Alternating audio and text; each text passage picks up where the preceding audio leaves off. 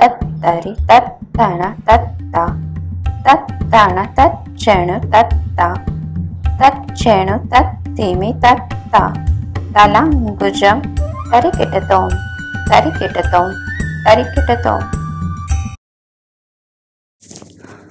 Hello everyone, a warm welcome to this second episode of The Noteworthy.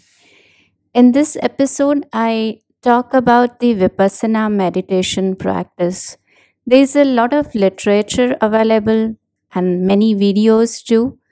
But since I have been a Vipassana practitioner for the last 10 years, I thought I would share my personal experience for the benefit of those who have heard about Vipassana but are skeptical and likely looking for recommendation.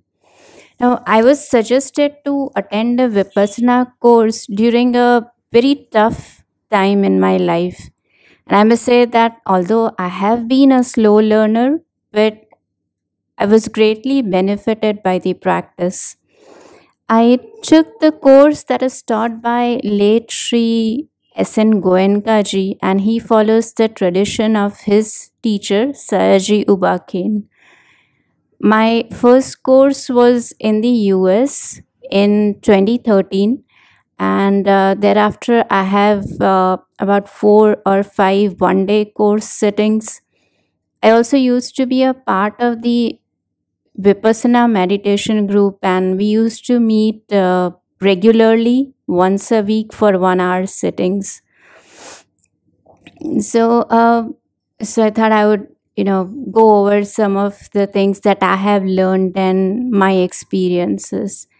Now, there is no prerequisite as such for learning Vipassana, but you take your honest commitment to a 10-day course.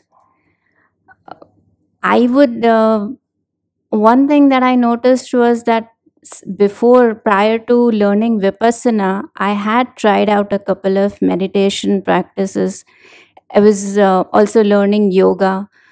So, all of it helped me a lot to understand body sensations rather quickly compared to somebody who has no prior knowledge of what meditation is. Uh, Knowing your body sensations and maintaining equanimity, that is to say, you are not reacting to a situation under any circumstances. That is what Vipassana teaches you. That's the premise or the basis of Vipassana practice.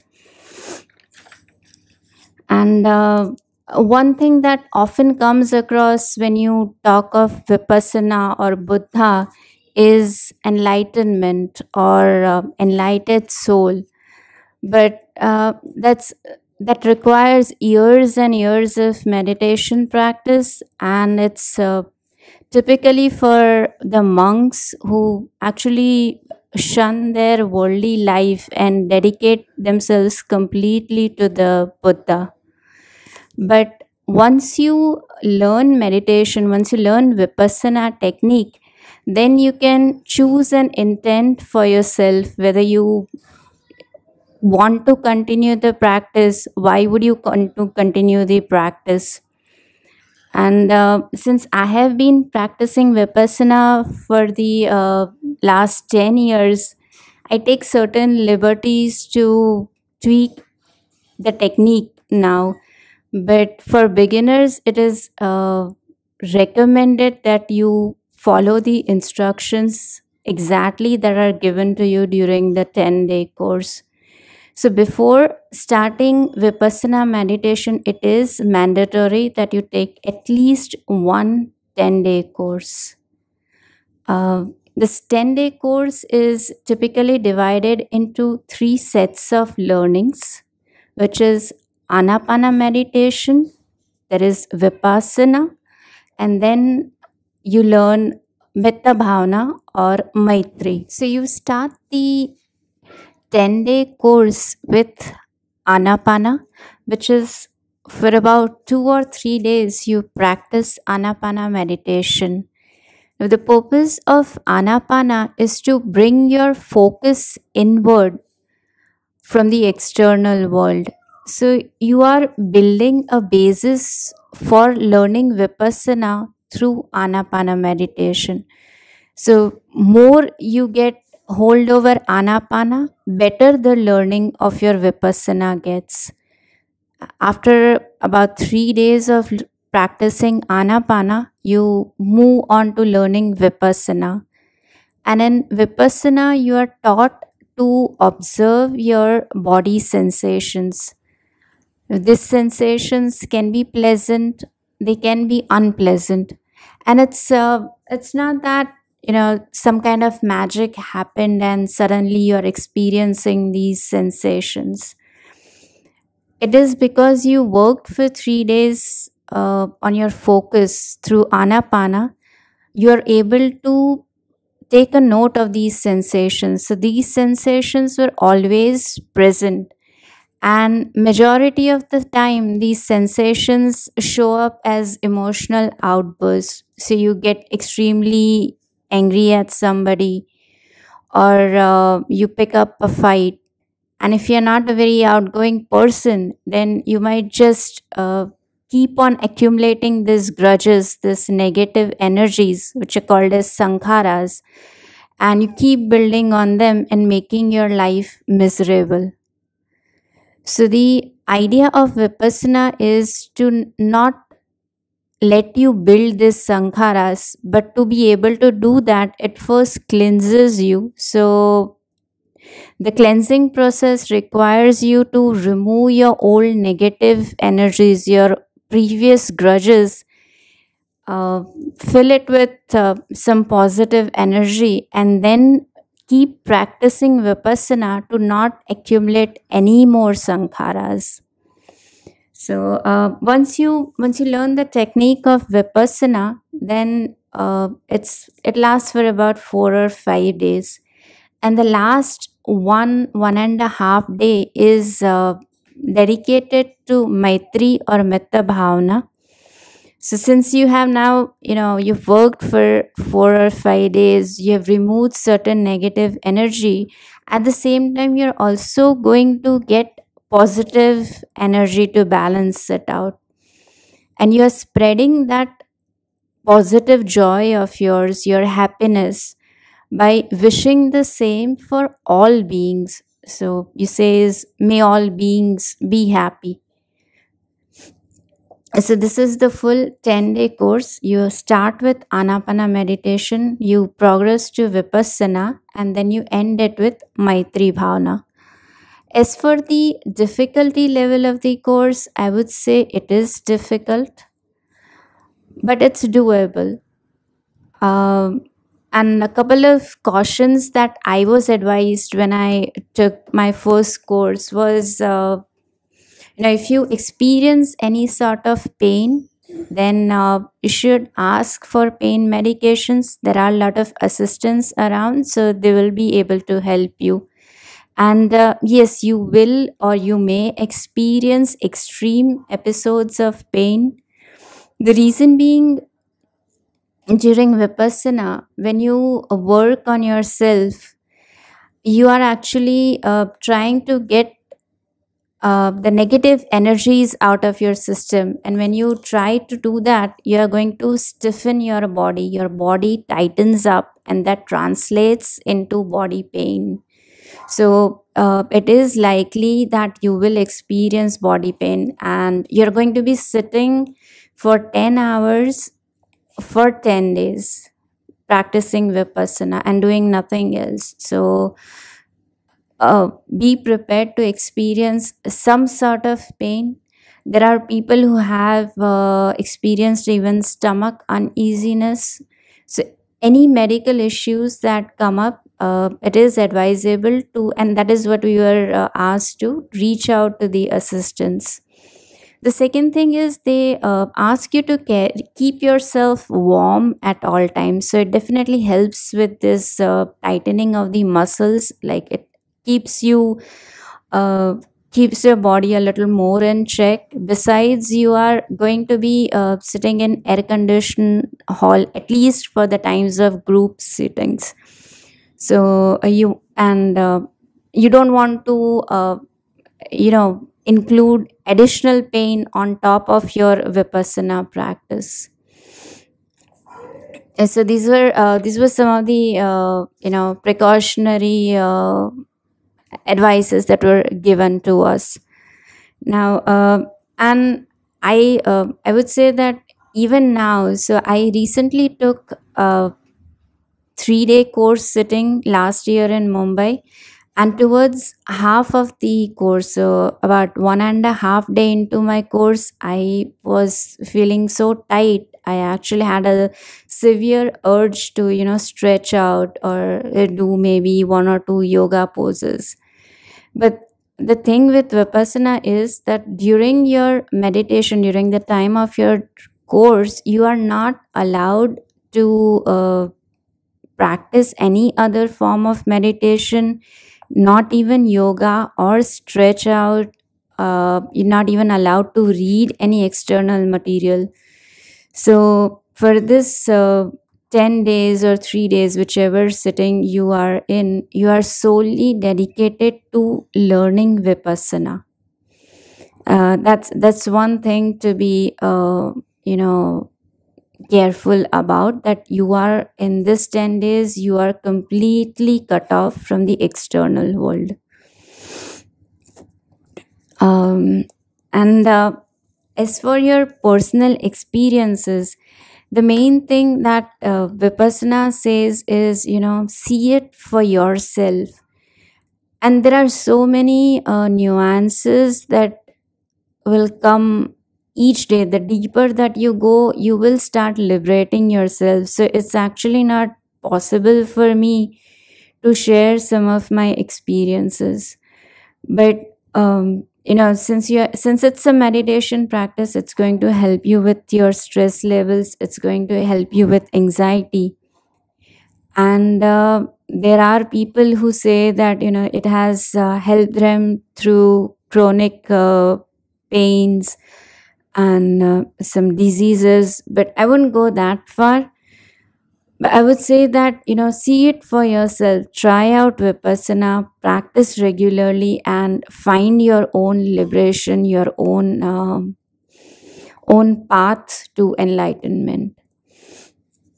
One thing that is solely based on my experience is, if you choose, say, after 10 days of coursework, you think that Vipassana is what you want to continue with, and you decide to meditate, then select a place for meditation. So, say you decide to meditate every day for half an hour, then sit in the same place instead of changing your meditation area. The reason being that in Vipassana, you're going to work with your energies, positive energy as well as negative energy. So the next day, say you practice today for half an hour and then you are coming back the next day, it's easier to catch on to your energies and start working right away if you are in the same location. If you keep on changing your meditation place, and especially if you are new to meditation, to get your focus is going to be very difficult. And so in half an hour, if you have changed your location of practice, then maybe 15 or 20 minutes you're going to take time to be coherent to that location. You're going to try to synergize your energies to that level, to that particular place. And the same thing is applicable to a Vipassana center as well. So, say you select a center, you go to a center, and you feel okay with that center, your energy is coherent. So, then keep going to that center. Not all centers are the same. So, where I took my first course, it was quite different than when I took in Mumbai. Even in the US, I had a couple of centers I visited, and energy levels of both these centers were quite different. Now, coming to the energy level, I would actually recommend that before you start Vipassana, or even if you are a Vipassana practitioner and you are in Mumbai or happen to visit Mumbai, uh, check out the pagoda at Borivali. So I was in the Borivali Vipassana Center, and there is a pagoda right out on the outer circle of outskirts of this center. So there is pagoda, and then there is the Vipassana Center. And I think many monks visit this pagoda. So the vibrations that you feel, even though it's a tourist location, the vibrations that you would experience are very positive. It would energize you like anything. I think that's the first experience you want to have. I'm sharing a couple of pictures of pagoda, and there are also a couple of websites listed in case you want to browse or have a look at learn more about Vipassana before you make a call. If you are a Vipassana practitioner and would like to connect, I will be happy to do so. And I say you were thinking but not sure, then I hope that this short video on Vipassana meditation about my experiences will help you, join Vipassana. At least give it a try.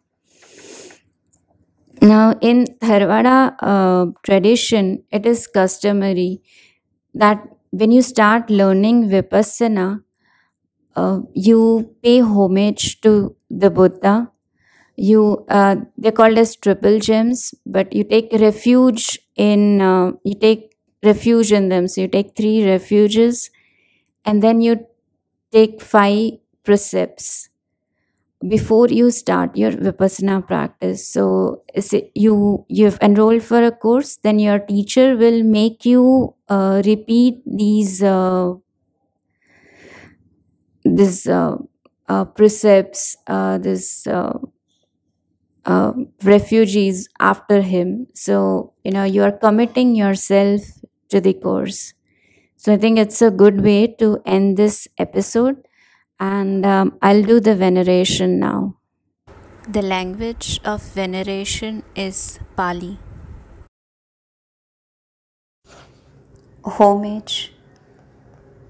Namo tassa bhagavato arhato samma sambuddhassa.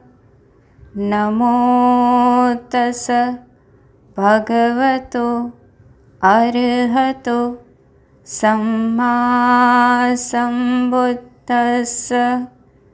Namo tassa bhagavato arhato samma sambuddhassa. Honor to the Blessed One, the Exalted One, the fully enlightened One. The 3 refugees. Buddham saranam gacchami, Dhammam saranam gacchami, Sangham saranam gacchami. I go to the Buddha as my refuge. I go to the Dhamma as my refuge. I go to the Sangha as my refuge. Dutiyampi Buddham saranam gacchami, Dutiyampi Dhammam saranam gacchami, Dutiyampi Sangham saranam gacchami. For the second time, I go to the Buddha for my refuge. For the second time, I go to the Dhamma for my refuge. For the second time, I go to the Sangha for my refuge. तत्यंपि बुद्धं शरणं गच्छामि तत्यंपि धम्मं शरणं गच्छामि तत्यंपि संघं शरणं गच्छामि. For the third time, I go to the Buddha for my refuge. For the third time, I go to the Dhamma for my refuge. For the third time, I go to the Sangha for my refuge. The five precepts. Panatipata Veramani Sikkhapadam Samadhiyami Adinnadana Veramani Sikkhapadam Samadhiyami Kamesu Michachara Veramani Sikkhapadam Samadhiyami Musavada Veramani Sikkhapadam Samadhiyami Surameraya Majjapamadhatthana Veramani Sikkhapadam Samadhiyami. I take the precept to abstain from killing. I take the precept to abstain from taking that which is not given. I take the precept to abstain from sexual misconduct. I take the precept to abstain from false speech. I take the precept to abstain from intoxicating drink and drugs, which leads to carelessness. Bhavatu Sarva Mangalam Bhavatu Sarva Mangalam Bhavatu Sarva Mangalam. May all beings be happy. Sadhu, sadhu, sadhu.